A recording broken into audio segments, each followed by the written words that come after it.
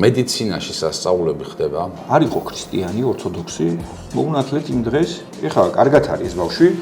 გუშინაც ჩვენთან იყო. ხო, ახლა მაგარ რაღაცას მოყევი, ხა რაღაცნაირად ცოტა დავიბენ. ხო, ანუ ღმერთის გჯერა. ამის მერე რო გითხრა ამჯერად თქო დავიჯერებ.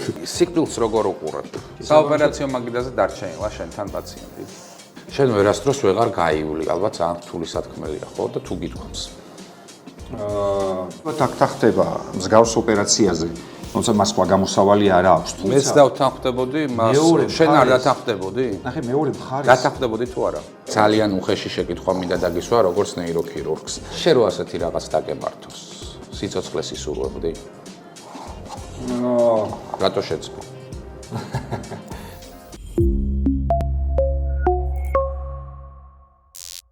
საღამოშვიდობისა, პარასკევის საღამოა და ეთერშია ჩვენი პოდკასტი ექიმი მიკროფონთან და მე დღეს მინდა დიდი სიამოვნებით წარმოგიდგინოთ დასავლეთ საქართველოს სამედიცინო ცენტრის ნეიროქირურგიული დეპარტამენტის ხელმძღვანელი იაგო ცერცვაძე.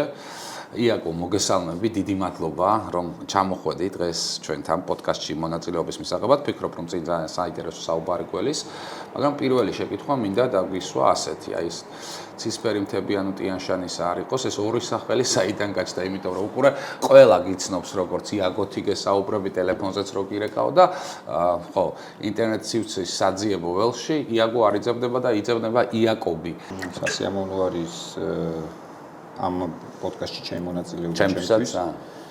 რაც შეეხება სახელის ისტორია იყო ეგეთი, რომ მე მქვია ბაბუაჩემის მამის სახელი იაკობი.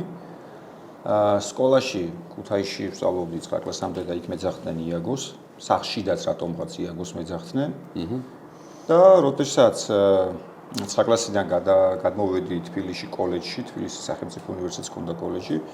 რატომღაც ქუთაისიდან საბუთებში ეწერა იაგო და ამიტომ თქვათ უნივერსიტეტის ცხოვრება დავიწყე იაგოს სახელით. მესამე კურსზე იყო რაღაც პროგრამა,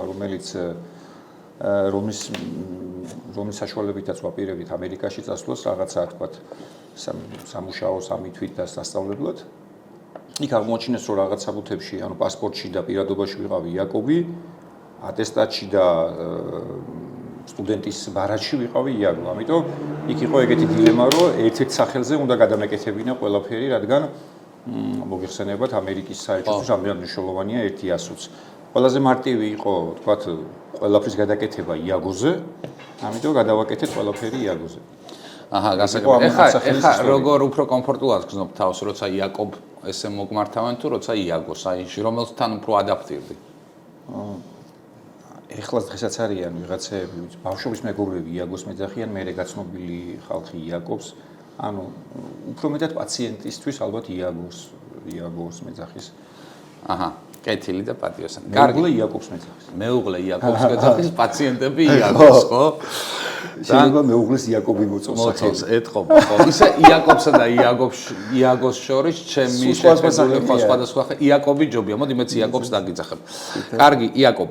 ნეიროქირურგია რატო აირჩიე? რა იყო შენთვის ეს ინსპირაცია, რომ აი ნეიროქირურგიაში წასულიყავ? თქვენ სამედიცინო სტუდენტი ხართ, ხო? იყავით უბრალოდ და იცი როგორც ხდებოდა ჩვენ დროს რაღაცების არჩევა, ხო, იმ პერიოდში როდესაც არ იყო ინტერნეტი, არ იყო თქვათ ტელევიზიაშიც ის გადაცემები რაც ახლა არ იყო, ხო? რო გითხრა რომ ახლა სტუდენტობის დროს მე ნეიროქირურგიის შესახებ რამე ვიცოდი, მოვიტყუები. სტუდენტობის პერიოდში ორდღიანი ლექცია მქონდა, ხა აღარ ვიტყვი ექიმის, ძალიან ცნობილი ექიმის ნეიროქირურგს, ვისთანაც მქონდა შეხება ნეიროქირურგიაზე, 2 დღე გაგრძელდა. ამის შემდეგ სადღაც მე-4-მე-5 კურსზე ჩემი ნათესავის, ესე მამინდაშვილის ნათესავი იყო ერთ-ერთი ნეიროქირურგი, რომელიც მუშაობდა სხვათა შორის ქუთაისში. და მომეცა საშუალება, რომ მის ოპერაციებზე ესეთი დაკვირვება მომეხთინა რა, როცა თქვა ჩავდიოდი ქუთაისში ზაფხულის პერიოდში, მქონდა საშუალება, რომ ოპერაციას დავსწრებოდი. ერთ-ერთი ინსპირაცია ჩემი აზრით, ესე ქვეცნობიერად რო გავყვეთ, ეგ იყო ხო იცი მაშინ რაღაცა ესე იყო, რომ ვიღაცა ნაცნობს ეძებდი თუ რაღაცა, რა.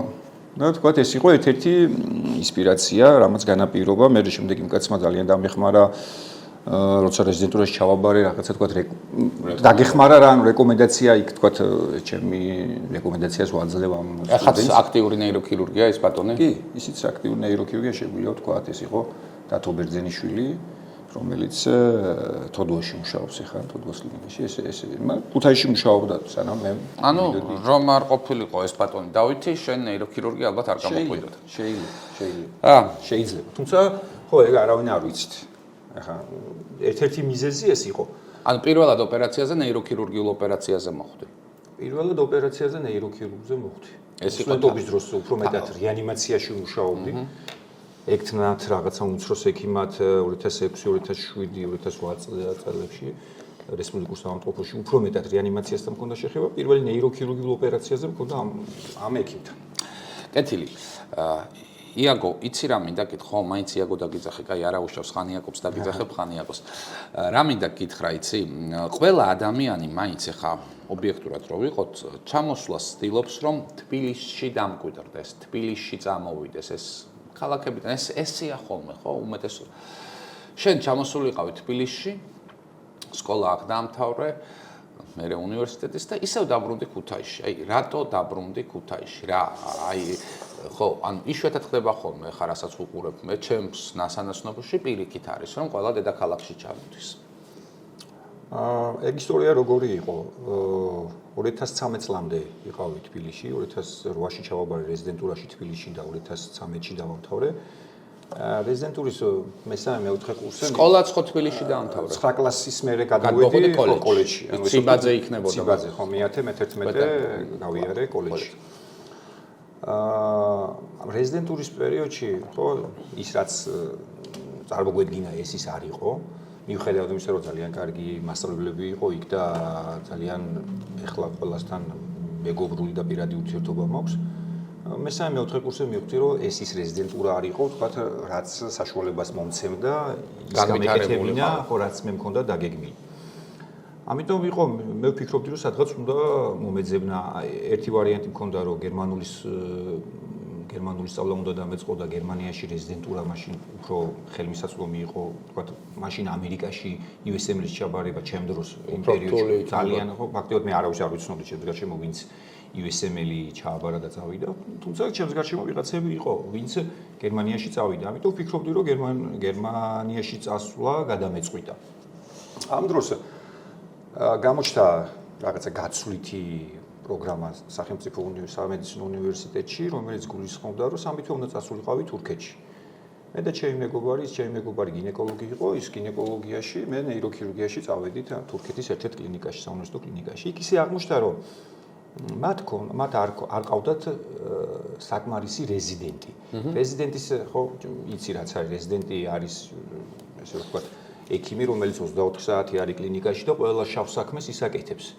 შავსაც და თეთრსაც პრინციპში. ხო.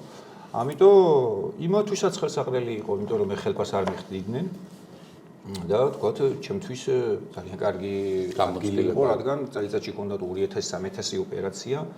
2000-3000 ოპერაცია ძალიან დიდი ციფრი არის და ესე ვთქვათ, იყო შანსი, რომ გამოცდილება დამეგროვებია თან იმ პერიოდში იმ კლინიკაში მიუხედავად იმისა, რომ არ იყო ძალიან ცნობილი ქალაქი, ხო, ესე აღმოჩნდა, რომ რამოდენიმე ძალიან ცნობილი ნეიროქირურგი, რომელიც დღესდღეობით სოფლიო დონის ნეიროქირურგია, იქ აკეთებდა PhD-ს და იქ მოუწიათ მუშაობა. რამოდენიმე 4-5 ნეიროქირურგთან მომიწია მუშაობა, რომელიც იყო სულ სხვადასხვა ფილოსოფიის და სულ სხვადასხვა ნეიროქირურგიული მიმდინარეობის.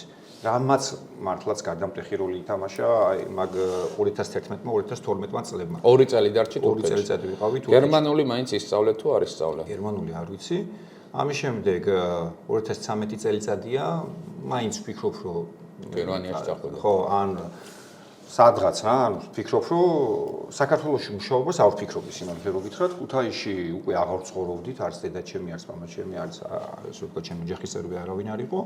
2013 წელს ერთ-ერთმა ნეიროქირურგმა ქუთაისელმა დავით ჩიქოვანმა დამირეკა, რომ იმ კლინიკაში, სადაც მე დავდიოდი ხოლმე, სადაც ეხლა მუშაობ, ესე ვთქვათ, შეიცვალა სიტუაცია, ეს ნეიროქირურგი კოლეგა დარჩა მარტო და ჯირდებოდათ ნეიროქირურგი. ნუ თხოვა, თუ შემეძლო გადასვლა. მანამდე აი რა გითხრა, ერთი წუთიც კი არ მქონია სახსაუბერი იმისთვის, რომ ქუთაისში იმ შესახებ რომ შეიძლება ქუთაისში დაბრუნებულიყავ. ესე 2013 წელს დეკემბერში დავბრუნდი და მე მოხდა უკვე თქვათ ოდესმე გიფიქრია იმაზე, რომ ექიმობისთვის თავი დაგენებებინა, სანამ მაგალითად ქუთაისში დაბრუნდებოდი და რამე სხვა პროფესიისთვის მოგეკიდა ხელი. მიუხედავად იმისა, რომ მესამე კურსი როგორც თქვი, მეოთხე კურსი მივხვდი, რომ ის არ იყო საკმარისი, რასაც იქ ვსწავლობდი, მე არც ერთი არ მახსენდება, თუნდაც დამემოწმება ჩემი ახლობლები, მეგობრებთან ხო ხშირად საუბრობდი რა შენ გეგმებზე, არასოდეს არ მქონია ერთი წუთიც კი, რომ თქვა მე უნდა დამენებებიან ნეიროქირურგიას და სხვა რაღაცა ამერჩია. მე ვიცოდი, რომ იმას, რასაც ეხლა ვაკეთებ, აუცილებლად გავაკეთებდი, უბრალოდ შეიძლება და სხვა გზა გამევლო. ეს ყოველთვის მქონდა, რომ ანუ მიზანდასახული ადამიანი ხარ. ხო, არ ვიცი ხომ მიზანდასახულობა, ანუ გარკვეულად მიზანდასახულობა. და იმიტომ რომ ადამიანს, რომელსაც აქვს გეგმები და ამ გეგმების მისაღწევად იბრძვის, ეს ძალიან მნიშვნელოვანი და დასაფასებელია. ერთ მნიშვნელოვნად ძალიან დასაფასებელია. მე პირადად რა მახარებს, იცი? ყველაზე მეტად მახარებს ის, რომ აი რეგიონებში მედიცინა განვითარდა ძალიან. აი მაგალითად ქუთაისიდან თბილისში საჭიროებაც აღარ არის, რომ რთული ნეიროქირურგიული ოპერაციის ჩასატარებლად ჩამოვიდეს პაციენტი და იქვე სახლთან ახლოს ჩაიტაროს, იმიტომ რომ შენ ახლა იქ ხარ და ამან სერვისების განვითარებამ რეგიონებში ძალიან ბევრი ადამიანი გადაარჩინა. თან იმ ჰოსპიტალზე ვსაუბრობ, სადაც შენ მუშაობ, სადაც რომელიც არის ერთ-ერთი მძლავრი მულტიპროფილური ჰოსპიტალი და სადაც ძალიან კარგად არის, აი ონკოლოგიაც რო ავიღოთ, ხო რა მაგარია ქუთაისის ონკოლოგიის ცენტრი, შენი განყოფილება ასევე ძალიან მაგარია და მე ძალიან მახარებს, იმიტომ რომ საჭიროებაც აღარ არის. თან უყურე ტრამვებიც ხომ ძალიან ბევრი ხდებოდა ავტოსაგზაო შემთხვევებისა, რომელიც იყო ნეიროქირურგიული манипуляციები ჭირდებოდათ, ეს ადამიანების ტრანსპორტირება უნდა მოხდარიყო შემდგომში თბილისში და ეს გზა თავისთავად სიკვდილობებსაც ზრდიდა, შეიძლება ადგილზე ვერ ყოფილიყო ისეთი ტიპის დახმარება, რომელსაც ახლა მაგალითად ქუთაისში გაუწევენ პაციენტებს და ეს ძალიან დასაფასებელია. ახლა რა ხდება, იცი? ეხლა ვიცი, რომ ნეირონავიგაციის აპარატი იყიდეთ. და ამ ნეირონავიგაციის აპარატზე რომ მომიყვე, რა საკეთებს, როგორია და რა შესაძლებლობები გაიხსნა შენთვის, როგორც ერთი კონკრეტული ნეიროქირურგისთვის და ვინმეს თუ აქვს ესეთი აპარატი. პირველ რიგში მოდი იმას დავამატებდი, რომ რაც თქვი ქუთაისში რა როლი აქვს მსგავსი ტიპის და დასავლეთ საქართველოში მსგავსი ტიპის ცენტრის არსებობას. არის ზოგიერთი დაავადება ისეთი, რომ იცდის, თქვათ, შეიძლება არ არის სასწრაფო საოპერაციო და არ არის დრო ძალიან გადამწყვეტი, მაგრამ ნეიროქირურგიაში როგორც ახსენე, ტრავმა ძალიან მნიშვნელოვანია დროული ჰემორაგიული ინსულტი ასევე. ჰემორაგიული ინსულტი. კიდევ უფრო მნიშვნელოვანი არის თავის ტვინის ანევრიზმები. ისეთი ხო დაავადებების დროს, როგორც არის თქვათ ანევრიზმა. ანევრიზმის დროს ეს წუთები არ წყვეტს, მაგრამ აი წუთები წყვეტს თავის ტვინის დიდი სიზარღვის ინფარქტის ოკლუზიას ვეძახით, როდესაც ინსულტის ერთ-ერთი სახეობა დაემართება, ანუ თრომბოემბოლიით მოხდება დიდი სიზარღვის დახშობა. და თუ სიზარღვე არ გაიხსნა უახლოეს ნერვული უჯრედი მოკვდება და ყოველ წუთს ხდება 12 მილიონი უჯრედი. ანუ ჩათვალე ეს პაციენტი თბილისში არის რაღაც თქვათ ცენტრები ევროპაში, სადაც არის მოდელი, როდესაც მაგალითად კატალონიაში არის ერთ-ერთი ეგეთი ცენტრი, ბარსელონაში არის ძირითადად მსგავსი ოპერაციების ჩატარება, თუმცა მთელი კატალონია ისეთი სისტემაა, რომ ყველა ერთმანეთს უკავშირდება. იქ არის ჰელიკოპტერი. იქ არის ვერტფრენით გადაყავთ ვერტფრენი. ახლა მსგავსი ასევე რელიეფს დიდი მნიშვნელობა აქვს. საქართველოს გეოგრაფიიდან გამომდინარე, ამის აწყობა, ხო, იმხელა ფინანსებთან არის და მით უმეტეს გეოგრაფიულად ეს ფაქტობრივად გამორიცხული არის. ამიტომ ამ მეორე მეთოდი არის, მეორე სისტემა არის ის რაც ეხლა თქვათ ჩვენ გვაქვს, ხო? რამოდენიმე დიდ ქალაქებში უნდა გაკეთდეს ის დიდი ცენტრი, რაც ეხლა მიმდინარეობს ეს პროცესი, თქვა ქუთაისში, ბათუმში, თბილისში და ამ პაციენტების დროული გადაყვანა უნდა მოხდეს იმ დიდ სიზარღვოვან ცენტრში, რასაც ეხლა ჩვენ ვაკეთებთ და ამ დროს ამ პაციენტების დროული მოხვედრა სიცოცხლისთვის სასიცოცხლოდ მნიშვნელოვანი არის. რაც შეეხება ნავიგაციას, კიდე იმას დავუბრუნდები, რომ 2013 წელს როცა დავუბრუნდი, ძალიან ჩვენ გითხარი, ძალიან დიდი როლი ითამაშა აი იმ ეტაპამდე მოყვანამდე რა ეტაპამდეც ახლა ჩვენა ვართ გერმანელი ექიმი იყო ეგეთი რამოდენიმე წლის წინ გარდაიცვალა პიტერ შმიდეკი, რომელთანაც მქონდა შესაძლებლობა რომ რამოდენიმე თვე ფელოუშიპი გამევლო და აი ხოქსმენია რაღაცა საჭირო დროს საჭირო ადგილზე.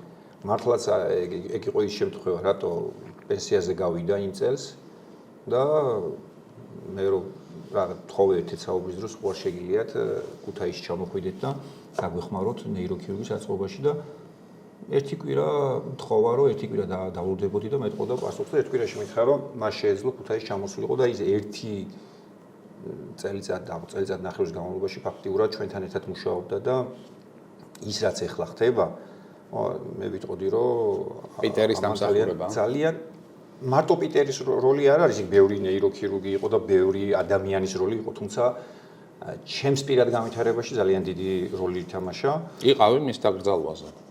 სამწუხაროდ არ ვიყავი. უნდა წასულიყავი მე. მართალია. კეთილი, კარგი. ხო, ნეირონავიგაციის აპარატზე მინდა მითხრა, რომ ანუ რა შეცვალა ამ აპარატის შემოტანამ დასავლეთ საქართველოს სამედიცინო ცენტრში. ნეირონავიგაცია არის ჩვენ გვისაუბრია, ხო? ნეირონავიგაცია არის თანამედროვე ნეიროქირურგიის ძალიან მნიშვნელოვანი აპარატის სისტემა, რომელსაც უკვე სხვა ეტაპზე გადაყავს ნეიროქირურგია, გადაყავს გაცილებით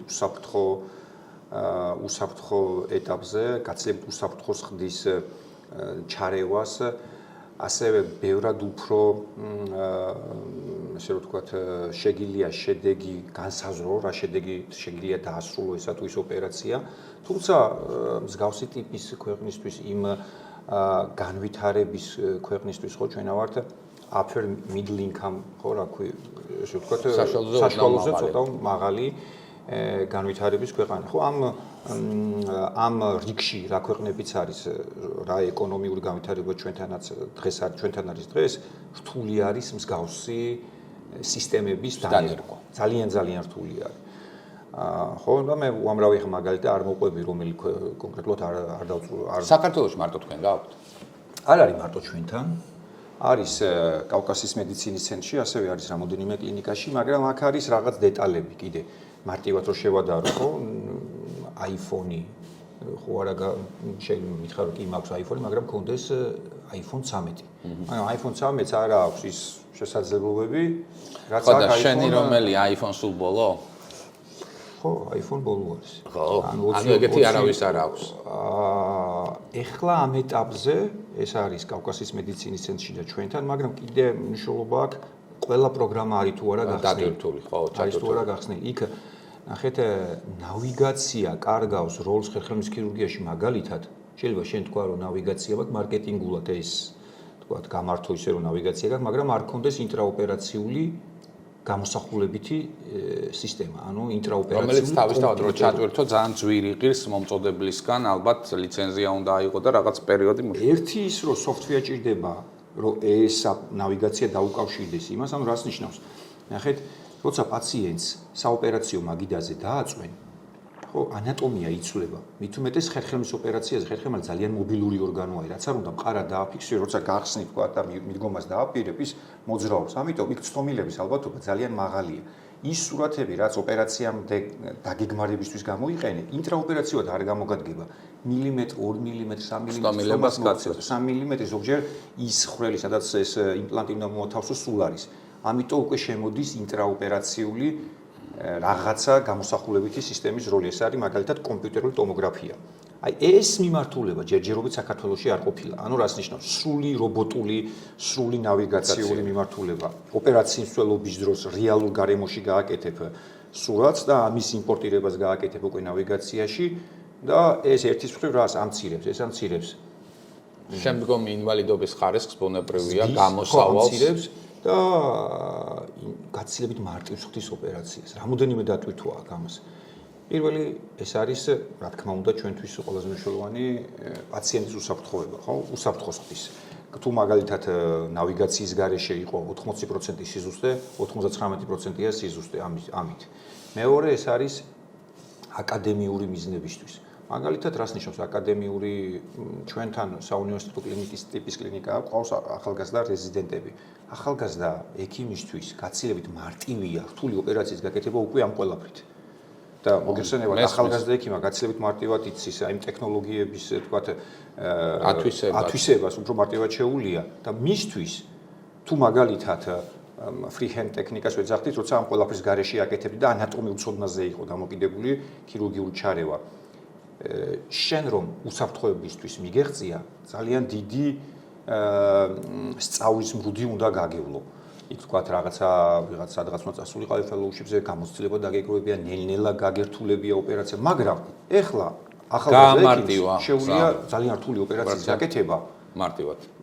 გამოცდილების ესე ვთქვათ დიდი გამოცდილების გარეშე. გამოცდილების გარეშე ხომ მაგალითად ნათქვამია რა, ანუ დიდი ხმიანი სწავლის პროცესების გარეშე. ლენინ ქროს ეძახი ხო, ანუ ესე ვთქვათ ამ მრუდის გავლის გარეშე. კეთილი, იაგო, ასეთ შეკითხვა მინდა დაგისვა. მედიცინაში სასწაულები ხდება? ანუ თუ ეს ძალიან ლოგიკურად მიმდინარე ისე შენ შემთხვევაში თუ სასწაული თუ გინახავს და ერთი სასწაული რო გაიხსენო თუ გინახავს თუ არ გინახავს მითხარი რომ არ გინახავს. ხშირად მაქვს ხოლმე მოყოლილი ჩემს მეგობრებთან, ჩემო მეგობრებმა იციან ეს ამბავი.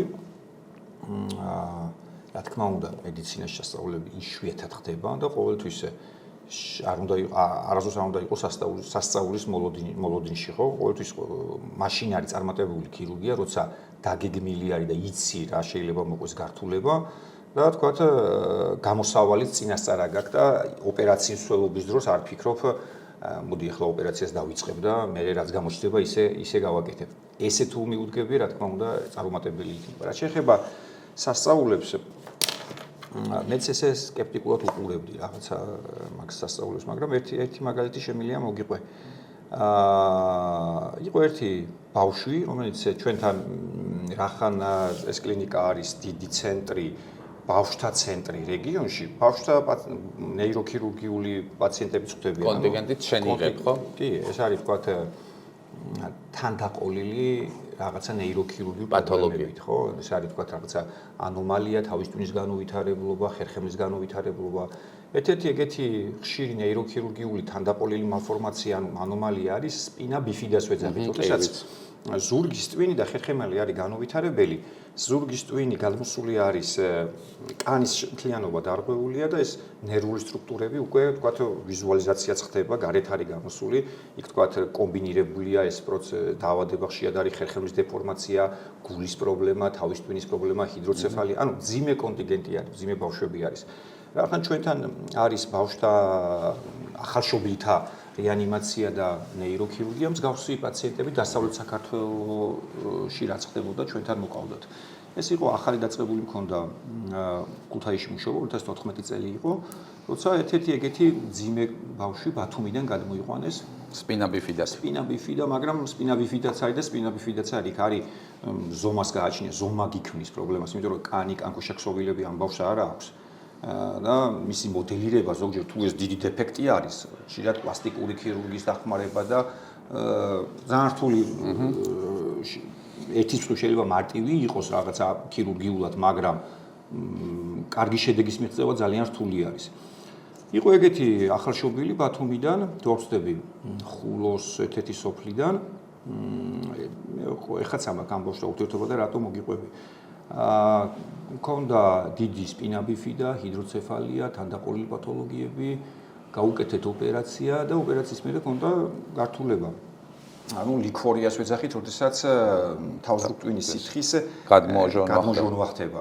ეს ძალიან სახიფათოა. რატოა სახიფათო? იმიტომ რომ შეიძლება განუვითარდეს მენინგიტი, ნეიროინფექცია და ეს არის სიცოცხლისთვის სახიფათო გართულება. ძალიან დიდი დეფექტი იყო.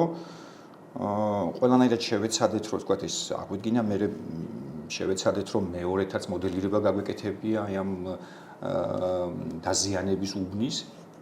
თუმცა მაინც გრძელდებოდა ეს ინფექცია მიუხედავად იქ რომ თქვათ ჩაყენებული ქონდა, შონცეფალია მოხსნილი ქონდა. შუნტი ხო? შუნტი ხო. ეს გართულება აუხსენით ოჯახის წევრს, მამას, დედას, რომ ახალი არის კი რომ ამ ბავშვს და ჩვენც ეჭვი ქონდა რომ შეიძლება და ვერ მოგვეხდინა ამ კანის კარგად დახურვა და ვფიქრობდით რომ პლასტიკური ქირურგი ჩაგვერთო და უთხრით რომ შეიძლება განუვითარდეს ნეიროინფექცია. ამამ თქვა რომ არ იყო ქრისტიანი, ორთოდოქსი, ხო, მოგიხსენება ბათუმში შედარიან ხოლმე მუსლიმები და ჩვენთან არის პატარა ეკლესიაში თუ ხარ პატარა ეკლესია არის და მინდაო რომ ქრისტიანად მოუნათლოო და თუ იქნები ნათლიაო. მოუნათლეთ იმ დღეს, მეორე დღეს ლიქორია გაჩერდა. ეს ბავშვი ყველაფერი ინტერვენდ არც პლასტიკური ქირურგია დაუჭირებია არაფერი. ხა კარგად არის ეს ბავშვი. გუშინაც ჩვენთან იყო რაღაცა დამატებით ჩარევა ჭირდება. ცნობიერების მხრივ მენტალურად ძალიან მაგრად არის 11 წლის არის ახლა. ეგეთი რაღაცა. ხო, რა მაგარ რაღაცას მოყევი ხა, რაღაცნაირად ცოტა დავიბენი. ხო, ანუ ღმერთის გჯერა. ამის მერე რო გითხრა ამჯერად თქო დავიჯერებ. ხო, ამის მერე რთულია. რიტუალი თუ გაქვს რამე ოპერაციაზე გასვლამდე? მე ვფიქრობ, რომ არა მაქვს რიტუალი. იმდენად კონცენტრირებული ხარ მაგ დროს, ხო, რთულია რაღაცა. ყოველ შემთხვევაში ის პროცესები, რაც მაგ დროს ხო თავისთვის ხდება და ბიოქიმია არის. სული ბიოქიმია შეიძლება ის პროცესები ხდება, რაც ნებისმიერ, თქვათ, თქვენი საქმიანობის დროს, ჟურნალისტური საქმიანობის დროს, ან ნებისმიერი სხვა საქმიანობის დროს, ხო, ეს არის, თქვათ, ოპერაციის წინ ადრენალინის სიჭარბე, კორტიზოლი, თქვათ, შიშის, ზოგჯერ შიშის ჰორმონის მომატება. ამ დროს რთული არის ხოლმე რაღაც სხვა რაღაცაზე იფიქრო, იმდენად მოტივირებული ხარ და იმდენად, თქვათ, ეს ჰორმონები სიჭარბე არის. საოპერაციო მაგიდაზე დარჩენილა შენთან პაციენტი. შენი ოპერაციის მსვლელობისას. ოპერაციის მსვლელობის დროს არ ყოფილა, ოპერაცია მორჩა და ოპერაციის მორჩენიდან რამოდენიმე საათში ყოფილა ეგეთ შემთხვევა.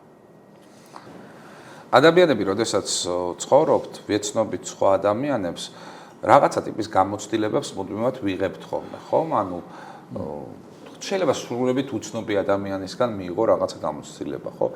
არის შენს ცხოვრებაში ისეთი პაციენტი, რომელმაც ძალიან დიდი გამოცდილება მოგცა და თუ გაიხსენებ რამე შემთხვევას, იმიტომ რომ აი პაციენტებისგან ხო სწავლობთ ხოლმე რაღაცებს, არა? ეხლა ძალიან კარგი შემთხვევა გაიხსენე შენ წინ, ხო? აი რამე ესეთი გამოცდილება ხო არის, რომელმაც იმოქმედა შენზე, ვთქვათ. ქირურგია როგორი რაღაცა არის, იცი? და ჩემი აზრით მაშინ შეიძლება გახდე წარმატებული თუ აი ამ ყველა გამოცდილებას კარგს თუ ცუდს გამოიყენებ შენ სასარგებლოდ. ჩემი აზრით ყველა წარუმატებელი შემთხვევა უნდა გამოიყენო შენ სასარგებლოდ, ხო? და ხშირი არის, ხო? ხშირი რა ნეიროქირურგია ისეთი მიმართულება არის, იქ არის წარუმატებელი და იქ არის რაღაც გართულება და ამაზე შეგვიძლია თქვა მოვიყვანოთ წარმატებული პერსონების, სპორტსმენების თუნდაც მაიკლ ჯორდანს აქვს ნათქვამი, რომ 9000 საჯარიმოდან 40% მაქვს აცილებულია. ხო, ანუ თავარი არის მანდ, რომ ხაია ბევრი არ მოგივიდეს. რაოდენობას არა აქვს მნიშვნელობა. მანდ არის რომ ყველა ეს წარუმატებლობა შენ სასარგებლოდ გამოიყენო. ანუ იგივე შეცდომა არ დაუშვა. შენ თავს დაუბრუნდე, რა შეგეძლო იქ უკეთესად გაგეკეთებინა და თუ ამას შეძლებ, ხო, ჩემი აზრით ეს არის და ამ დროს თვითრეფლექსია რა გაქვს ხოლმე, ვთქვათ, აი წარუმატებლობის შემდგომ. როგორია შენ თვითრეფლექსია? კაი კითხვა, ხო, ანუ მაგიტომაც არის ქირურგის ცხოვრება ცოტა და ექიმის და განსაკუთრებით ქირურგის, რომ წეღავა ხსენე, რამდენადაც დადებითი ჰორმონები შეიძლება იყოს, ვთქვათ, წარმატებული ოპერაციიდან დოფამინის სიჭარბე, ხო, რაღაცა დადასტურებულიც არის. თუ წარმატებულია ოპერაცია, დოფამინის რაოდენობა დიდია. თუ გუნდურად კარგად შეასრულე ოპერაცია, რაღაცა ექთარმა კარგად იმუშავა ანესთეზიოლოგმა, ოქსიტოცინის დიდი რაოდენობა გამომუშავდება, მაგრამ თუ წარუმატებელია, ხო, ის ჰორმონები, რომელიც არის, თქვათ, ბედნიერების ჰორმონები, სტრესული ჰორმონები არის ძალიან ჭარბად, რაც უმაღლეს ხელქულ ფუნქციებს, ანუ ისეთი როგორც არის დაგეგმარება, სწორი გადაწყვეტილების მიღება შეიძლება დაგიქვეითოს. ამიტომ აქ შემოდის როგორ დააბალანსებ ამ სტრესულ ცხოვრებას. ანუ სამსახურისა და პირადი ცხოვრების ბალანსი ძალიან თუ ეს სადღაც და ბალანსი გაიბარა, მაღალია ალბათობა, რომ თქვათ ის გართულებები და თუნდაც ის მენტალური პრობლემები განუვითარდეს ექიმს, რამაც შეიძლება კატასტროფამდე მიიყვანოს. კარგი, სიკვდილს როგორ უყურებ? აი, მიგაჩნია რომ ადამიანი უნდა კვდებოდეს. ხო, რავი, ხა ძალიან ფილოსოფიური. ხო, ნეიროქირურგი ხარ, ხა twin-თან ფილოსოფიასთან ახლოს ხარ და. მე მიმაჩნია რომ თუ იბადები არ უნდა მოკვდე რა. აი რა სისულელე იბადები და მე უნდა მოკვდე, მაგრამ აი რავი შე როგორ უყურებ ამ ამბავს? სიმართლე რო გითხრა, მე ესე უყურებ, რომ ყველას გვაქვს ჩვენი რაღაცა განსაზღვრული როლი ამ ცხოვრებაში. ჩვენი მისია გვაქვს, მეც გიორგისაც ყველას. და ეს არის ლიმიტირებული. ხო, ეს არ არის ყოველ შემთხვევაში ამ ეტაპზე მე ესე ვფიქრობ, ესე უყურებ ამ საკითხს. თავარია რომ ეს ჩვენი აქ ყოფნა გამოვიყენოთ სწორად და დიდ დრამატულად ახლა ამ ეტაპზე სიკვდილს რო გითხრა უყურებთქო, ეგრე არ არის. კარგი, უყურე რატო გეკითხები ამას იცი, რომ აი დაბადება ხომ თითოეული ადამიანის ნების საწინააღმდეგო აქტი. არ ჩვენთვის და არ ჩვენთვის ჩვენ მშობლებს არ უკითხავთ დაუბადებულიყავით თუ არა, ხო? ესე მოხდა რომ დავიბადეთ. აი ხა შენი ნება რო ყოფილიყო, ისევ დაიბადებოდი?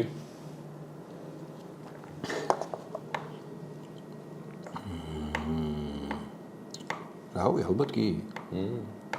ხო, მაგარი. შენ არ დაიბადებოდი? კი, ალბათ მეც დავიბადებოდი, ხო, მაგრამ აი სიკვდილის ძალიან მეშინია, სიმართლე რო გითხრა, აი ძალიან ისეთი ვარ. შიშარა ვარ მაგ მიმართულებით და ჩემ ჯანმრთელობას ძალიან ასე უფრთხილდები ხოლმე, პატარა რაღაცაზე პანიკაში ვარდები. კეთილი. ახლა ისევ მინდა ავტოსაგზაო შემთხვევებზე გელაპარაკო, ანუ ეს ავტოსაგზაო შემთხვევების რაოდენობა ზაფხულში უფრო ბევრია ხოლმე, ვიდრე ზამთრის განმავლობაში, ხო? ყოველ შემთხვევაში სოციალურ ქსელებში ასე ჩანს. შენი პირადი დაკვირვებით როგორ არის? ანდაც როგორ არის, იცი გიორგი? წეგან საუბრობდით, ხო, upper middle income country, ესე ქვეყანა, ხო, ანუ შემოსავლებზე, ზუსტად იმაზეა დამოკიდებული თუნდაც საგზაო შემთხვევები, თუნდაც სიკვდილიანობა, რა განვითარების ეტაპზე არის შენი ქვეყანა. მაგალითად, შემცირდა ისე, აი რაც ახალი ავტომაგისტრალი დაიგო, ალბათ ბუნებრივია ეს ავტოსაგზაო შემთხვევების შემცირება მოხდებოდა. მან არ არის მარტო მაგისტრალზე, მან არის ჩვენზე, ბევრი რაღაცა, ჩვენს განათლებაზე, კულტურაზე, სოციუმზე, როგორ გავგზარდეს, რა გვითხრეს მაგალითად. იაპონელი მეგობარი ნეიროქირურგი მყავს, რომელიც 4-ჯერ იყო ჩემთან კლინიკაში და რომ ნახულობს ხოლმე, ბავშვთა ნეიროქირურგი არის, რომ რაღაცა ჩაიხედა სიტუაციაში და რომ მიხვდა რამდენი ბავშვთა ეს შეიძლება არ იყოს ძლიერი ტრავმა, მაგრამ თუნდაც სუბუქი თავის ტრავმა მოდის. მან ესე მითხრა, რომ ჩვენთანო მაგალითად ტოკიოში, რაც ახლა ქუთაისში ბავშვთა ტრავმა მოყავთ, ქალატვინის ტრავმა, იმაზე 100-ჯერ ნაკლებია ტოკიოში. ვიდრე ქუთაისში. რატო რაზე არის ეს დამოკიდებული? მაგალითად, იგივე არის იგივე ბერლინში ცხოვრება, ხო? იგივეა ბერლინშიდაც ეგრე უთქვამ ჩარიტეს კლინიკის ნეიროქირურგს. ეს არის დამოკიდებული იმაზე, რომ მშობლები ასწავლიან და უფრთხილდებიან ბავშვებს მანქანით გადაადგილების დროს, რომ სწორად ჩასვან, თქვათ იმ სამგზავრო ეტლში მაგალითად ან უსაფრთხოების გვერდი იყოს გადაჭერილი. უსაფრთხოების გვერდი იყოს, ხო? გამორიცხულია ტოკიოში, გამორიცხულია ბერლინში, რომ ბავშვი ან თუნდაც დიდი სკუტერით გადაადგილდებოდეს იმ სივრცეში, სადაც არ არის მისი სივრცე. ხო, ანუ იგივე რამდენი გვინახავს ბავშვი თუნდაც დიდი ჰელმეტის გარეშე, ჩაფუტის გარეშე, თქვათ ველოსიპედს ატარებს. ხო, ახლა გამორიცხულია, რომ ვინმე განვითარებულ ქვეყანაში მით უმეტეს ბავშვი, ეს არის პირდაპირ კავშირში არის მარტო მაგისტრალი ამას ვერ მოაგვარებს. კულტურასთან. თქვენი და ყველას ეს არის, რომ შეიძლება ბავშვი, თქვათ, ეს არის ყველაზე კატასტროფა არის, რამდენჯერ მინახავს, რომ მანქანა მიდის და ეს ბავშვებს მინა ჩააწეული აქვს და თავი აქვს გამოყოფილი, ან კიდევ ეს ბანკეტების დროს კატასტროფული ვიდეოები იდება, რომ ლუქი როა გახსნილი და მანქანა მიდის და იმიდან, რა ვქო, ლუქიდან თავამოყოფილი ეს ახალ სკოლა დამთავრებული ბავშვები, ძალიან მარტივია ერთმა ავარიამაც კი არა, ერთმა ეს ძლიერმა მუხრუჭმა შეიძლება ძალიან სერიოზული დაზიანება მიაყენოს ისე რომ მთელი ცხოვრება საინვალიდო ეტლში დარჩეს ეს კონკრეტული ადამიანი, რომელსაც აი ლუკიდან თავი აქვს გამოყოფილი. გითხარ, მაგალითად ეხლა ამ ბოლო პერიოდში რაც მახსენდება, სერიოზული ტრაუმა ვინც იყო ჩვენთან ბავშვის, იყო სკუტერით მიიღეს. სკუტერით გადაადგილება ქუთაისში, მე მგონი მეთანხმები რომ არ შეიძლება. ხო ეხლა თბილისში არის რაღაც ვთქვათ მონაკვეთები, სადაც შეგიძლია ქუთაისში. მე ესე ვფიქრობ, რომ სკუტერი არ უნდა იყოს. მე ვთქვათ რაღაცა საკმაოდ ძიმე ტრაუმები მიიღეს, საკმაოდ მაღალი ინვალიდიზაცია ჰქონდათ.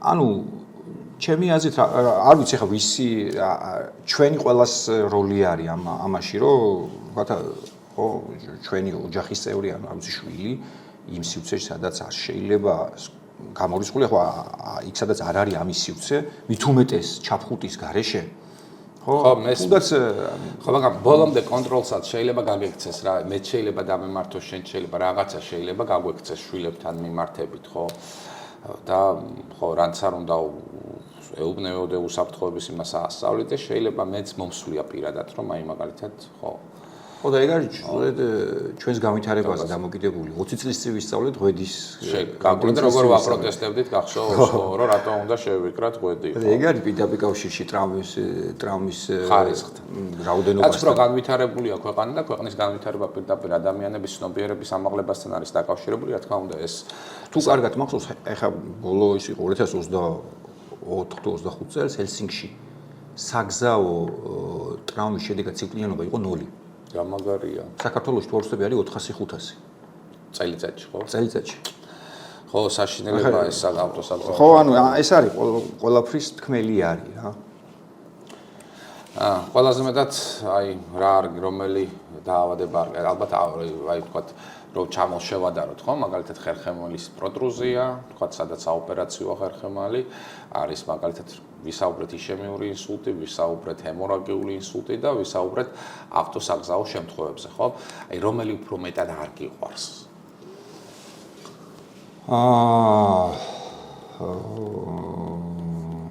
რა თქმა უნდა ხა ყველა ქირურგს სადაც იცის რომ პროგნოზი და ჩვენ შეგვიძლია ხო რაღაცა ხო რაღაც ნევროლოგიურ მდგომარეობაზე დარწმობით სასტარტო მდგომარეობასთან მიხედვით შეგვიძლია განსაზღვროთ ვიცოდეთ რომ თქვა აქ მაღალი არის ლეტალური გამოსავალი რა თქმა უნდა მსგავსი შემთხვევა არც ერთ ქირურგს არ უხარია და რომელიც შეახალმე უფრო მეტი ეს არის შეიძლება იყოს უფრო მეტად ეს არის ურგენტულ ანუ მწვავე უეცარ მწვავე შემთხვევებთან ეს შეიძლება იყოს თუნდაც შეუცევადი ტრაუმა შეიძლება იყოს ეს დიდი ზომის ინსულტის ისჩაქცევა ანევრიზმის გასკნომის შედეგად განვითარებული დაზიანება რომელიც უკვე დაზიანება ისეთი ძლიერი იყო რომ სასტარტო მდგომარეობა იყო იმდენად ძიმე რომ სიკვდილიანობა არის 90%-დან მეტი უკვე აქ შემოდის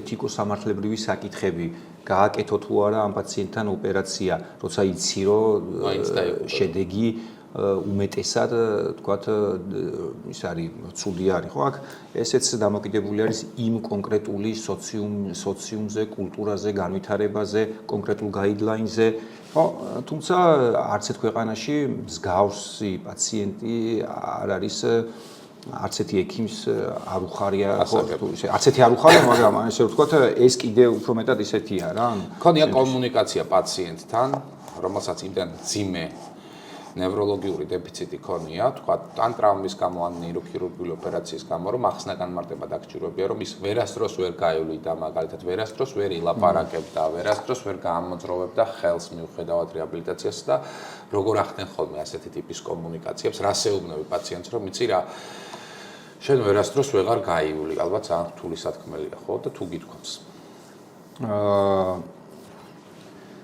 რა თქმა უნდა, ხო, ახლა ეგ ნეიროქირურგი ვარ, არ ვაკეთებ მარტო გეგმიურ ოპერაციას, ანუ მაღალ რისკიან ოპერაციებთან მაქვს შეხება და არის ეგეთი შემთხვევები. როდესაც ცუდი გამოსავლის თქმა გიწევს პაციენტთან, თუნდაც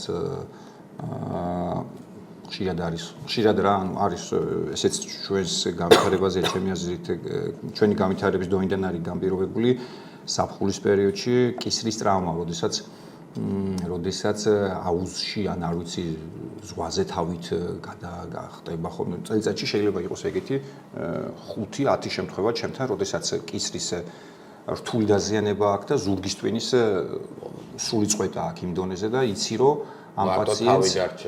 ამ პაციენტს ხელის და ფეხის მოძრაობა არ იქნება მისი ცხოვრების განმავლობაში. ხო, რა თქმა უნდა რთული არის ამ პაციენტების ახსნა, ამ პაციენტებისთვის ამ მდგომარეობის ახსნა, მაგრამ მაგ დროს ის მახსენდება ეგეთი მიჩელ ბალკონის თეორია არის, კოგნიტური თანამედროვე ნეიროფსიქოლოგია არის, რომელიც მისი თეორია არის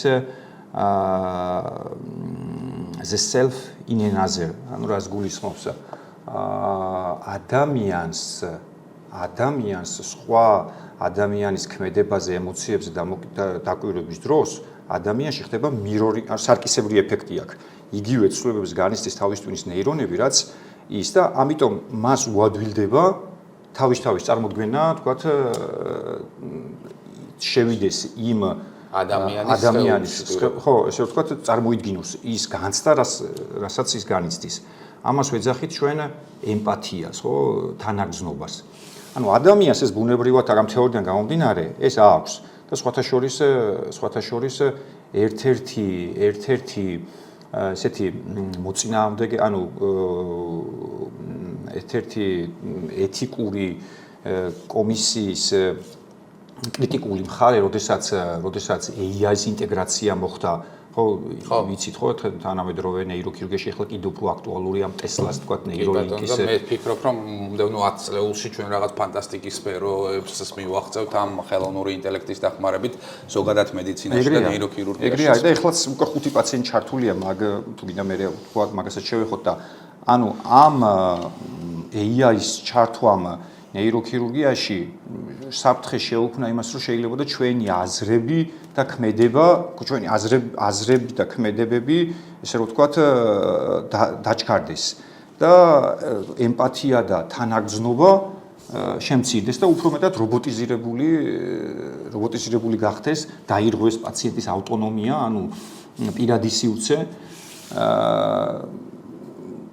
რაც რეალურად მაღალი რისკია და ერთ-ერთი თქვათ მოწინააღმდეგე ვისაც კრიტიკულ კომენტარებს უწერს აი ამ AI-ის განვითარებას თქვათ ნეიროქირურგიაში ეს მოსაზრებები აქვს თქვათ ეს ემპათია და თანაგრძნობა შეიძლება შეამციროს. რაც შეეხება თქვათ რატო აი ამიხსენი აბა ვერ ჩავწვდი ბოლომდე რატო შეამცირებს ხელოვნური ინტელექტი ემპათიას და თანაგრძნობას? ხო ეგ ახლა ძელი თემაა. ხო აი დაახლოებით მოკლედ რომ ხო ანუ ჩვენ ხო ვიცით რა არის AI-ის რა როლი აქვს. კი ბატონო. და მივესალმები მის განვითარებას უსაზღროთაც.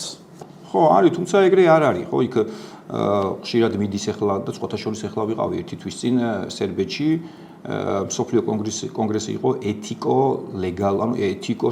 ეთიკო სამართლებრივ საკითხებზე ნეიროქირურგიაში. და ესე არ არის რომ AI-ის ყოველთვის მიესალმებიან, იმიტომ რომ იქ ბევრი ეთიკური ნორმები არის. არ უნდა დაირღვეს პაციენტის ავტონომია, მან უნდა იცოდეს ყველაფერი რა ელის. ჩვენ ზუსტად არ ვიცით AI 10 წელიწადში რა შედეგს მოგვიტანს. შესაბამისად, ისეთი რაღაცა ქმედებების შეთავაზება პაციენტისთვის, რომელიც ისედაც გამოუვან მდგომარეობაშია და მარტივად დაგთანხმდება რაღაც ოპერაციაზე, ეს შეიძლება სახიფათო იყოს. მაგალითად, AI-ის როლი რა არის? ხო დღეს Neuralinkis ეგეთი პროგრამა არის, რომელსაც Tesla ახორციელებს, სხვათა შორის ბოროუს უნივერსიტეტის კლინიკაში, სადაც მე ერთი თვე ვარ ნამყოფი, მასში არის ეს არის არიზონაში, არიზონას შტატში არის ერთ-ერთი ნეიროქირურგიული ცენტრი არის. რას გულისხმობს? ნახე, პაციენტები ეწერა რო თქვით, კისრის დონეზე დაუზიან და ზურგის ტვინი და მას არ აქვს ხელფეხში მოძრაობა. მას აქვს შეიძლება იყოს არ ვიცი 25 წლის, 30 წლის ძალიან ინტელექტუალი, განვითარებული, მაღალი დონის პროფესიონალი, მაგრამ მოძრაობები არ აქვს. ტვინი შენარჩუნებული აქვს, მას შეუძლია აზროვნება. ილონ მასკის პროექტი არის, რომ ამ პაციენტებს უნდა დახმარებოდა. სხვათა შორის 2004 წლიდან ქონდა ეს იდეა, თუმცა ეს ეთიკო-ლეგალური საკითხები არ გაუშვა. 2023 წელს მიიღო თანხმობა ამერიკის FDA-ისგან. ანუ რას ნიშნავს? ამ პაციენტებში, ვისაც აქვს მოძრაობის შეზღუდვა, მოტორულ კორტექსში აკეთებს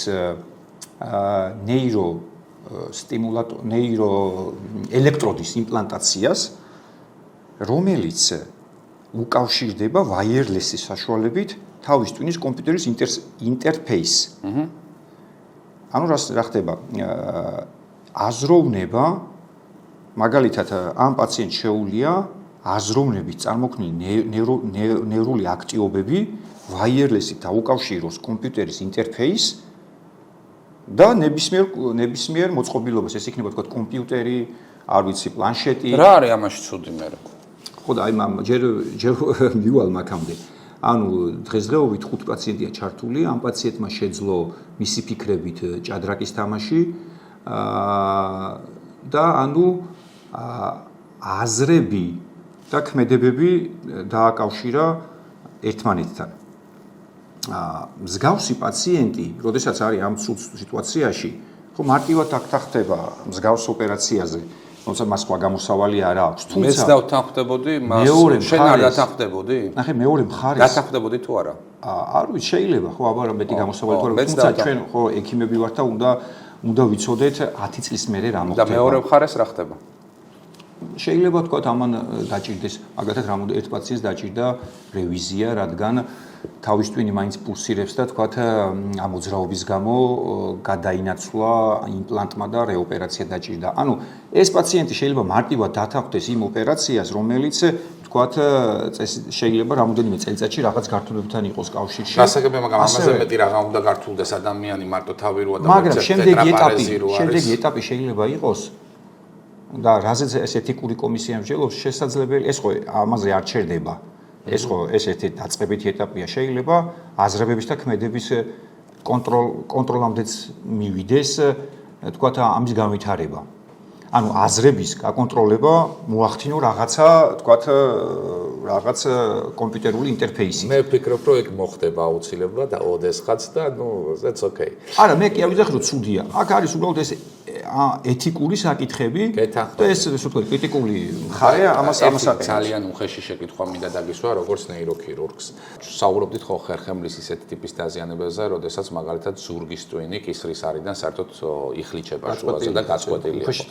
შენ რო ასეთი რაღაც დაგემართოს, სიცოცხლეს ისურვებდი?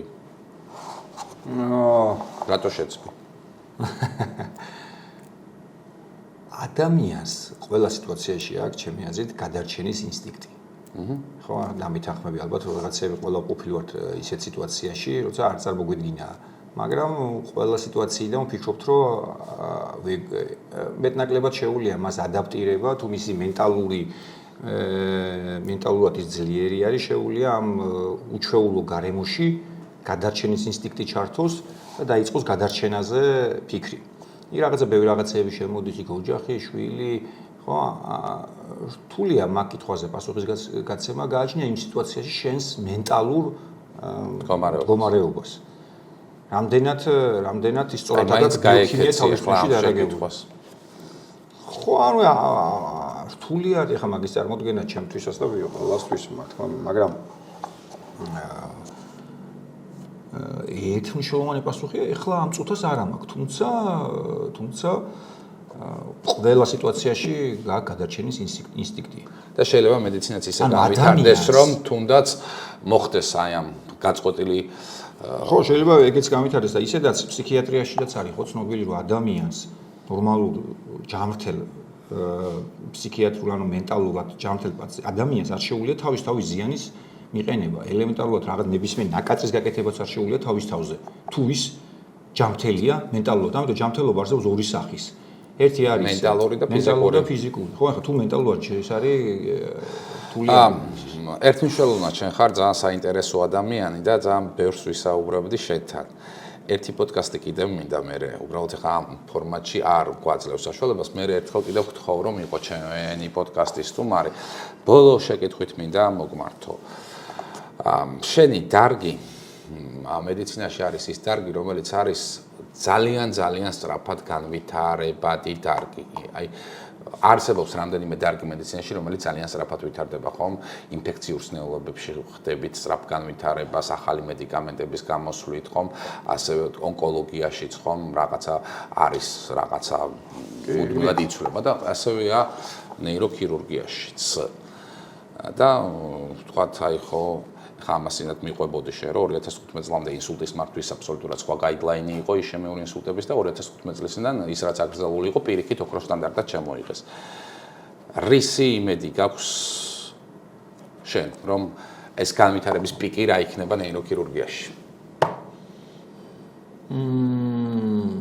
პირველ რიგში ხო რა თქმა უნდა გეთანხმები რომ ძალიან სწრაფად იცვლება და ამ სწრაფ ცვლილებას რომ არ ჩამორჩე და სწორად გაანალიზო, შენ გჭირდება რომ ამ ინფორმაციასთან გქონდეს წვდომა, ყოველთვის გქონდეს მიმღებლობა მეორე აზრის მოსმენის, იმიტომ რომ სადღაც არ მოხდეს ისე რომ ვთქვათ ამ განვითარებას ფეხი ვერ შეუწყო, ხო? თუნდაც იგივე 2015 წლამდე ამბობდა ყველა პუბლიკაცია რომ მექანიკური თრომბული ექსტრაქცია არ შეიძლება 2015 წლიდან თქვეს რომ ეს არის ერთადერთი გზა გადარჩენა პაციენტების. იგივე თქვა ანევრიზმაზე თუ ფიქრობდნენ რომ კლიპირება არის ერთადერთი გზა, მერე თქვეს რომ ემბოლიზაცია არის ყველაზე კარგი, მერე დაითვალეს შედეგები და ნახეს რომ კლიპირებას თქვა შორეული შედეგი უფრო კარგი აქვს ვიდრე თქვა ამიტომ ეს არის დინამიური დარგი, ეს არ არის სტატიური მიმართულება,